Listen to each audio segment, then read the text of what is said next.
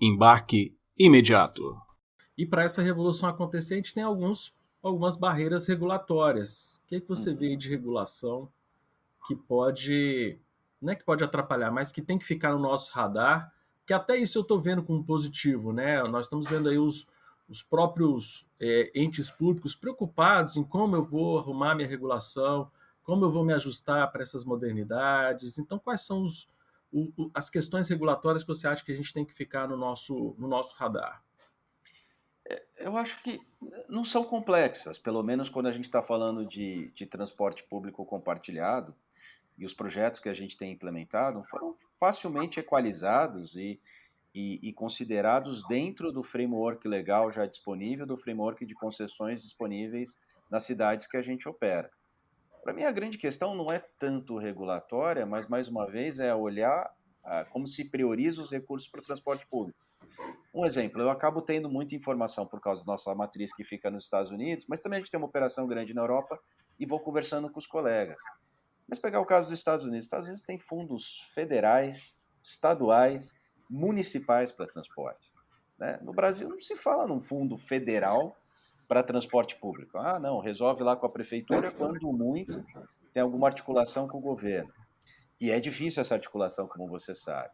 Então, eu acho que a questão não é tanto regulatória, é mais de priorização nos orçamentos das cidades, dos estados e no federativo para a questão do transporte urbano, que é absolutamente fundamental para a economia. Né? Então, a gente volta de novo, eu volto sempre àquela questão: qual é o custo de não ter transporte urbano?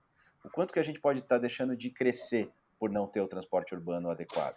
Esse, para mim, é o grande foco da discussão que interessa aqui para a melhoria do transporte e para o nosso negócio na via também.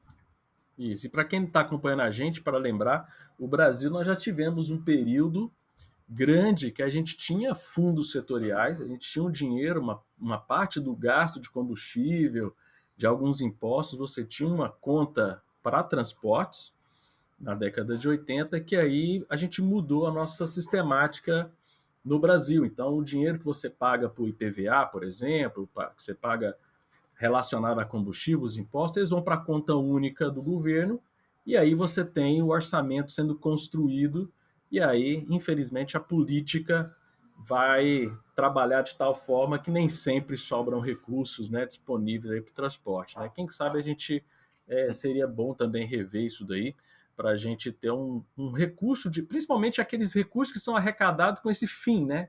Então, como que está sendo gasto esse de combustível? Está sendo feito para construir mais vias? Aí a gente está fazendo um incentivo ao contrário, do cara realmente usar mais carro. Mas você Né? quer um Então, exemplo? Quer um pode dar. exemplo? Não é bom, infelizmente, mas já que a gente está falando sobre isso, você vê um movimento em várias cidades do mundo de usar o estacionamento, né, o valor arrecadado nos estacionamentos para ser redirecionado para o transporte público. Isso. Você conhece isso super bem. A gente em São Paulo fez um movimento ao contrário.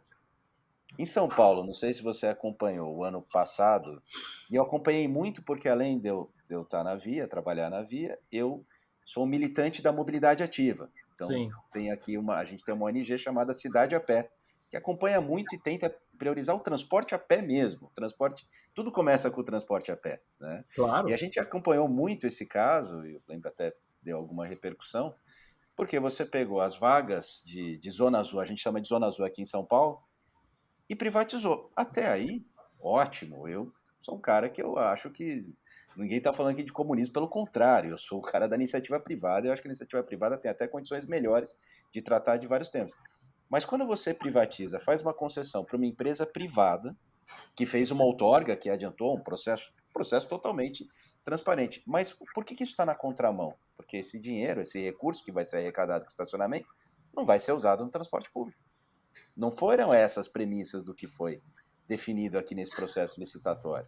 Enquanto você vê cidades no mundo inteiro dizendo, não, peraí, ou o espaço é público de estacionamento de carro na rua e tem que usar pelo público, não uma pessoa deixar o carro dela parado o dia inteiro e não pagar nada, ou se eu vou cobrar por isso, que seja revertido pelo transporte coletivo, não priorizar. Então, é esse tipo de discussão que eu pelo menos estou mais otimista, né?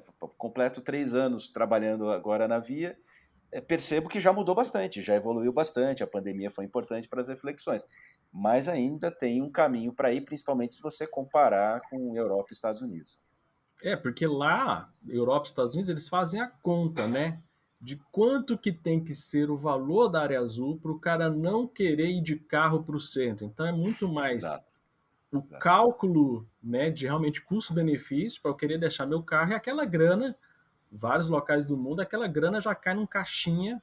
Tem países até que o que o transporte público beneficiou o valor do IPTU, né? Não é IPTU, mas é o nosso nome, né? Nosso Sim, impostos sim. prediais, tem lugar lá que pega um valor e fala assim, não, se isso daqui foi aumentado, essa arrecadação aumentou por causa do transporte, essa grana aqui tem que ir para o transporte, para manter ele Exatamente. crescente, né?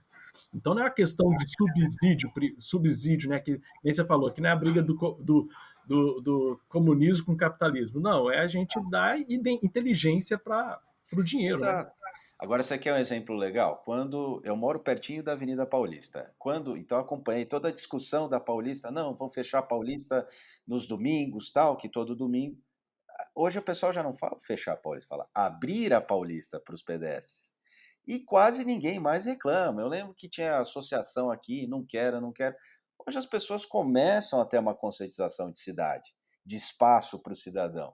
E o transporte público é fundamental. Então, essa mudança que vai ser o clique, eu acho que não está distante para os nossos governantes, os nossos empresários, a comunidade como um todo. Olha, peraí, uma faixa adicional de ônibus não é uma coisa ruim, é uma coisa boa. Eu canso de estar parado ali, qualquer um que teve que descer aqui no aeroporto, ali na 23 de maio, e ir para o centro, você cansa de ver todo mundo parado ali na pista e a faixa de ônibus livre, né?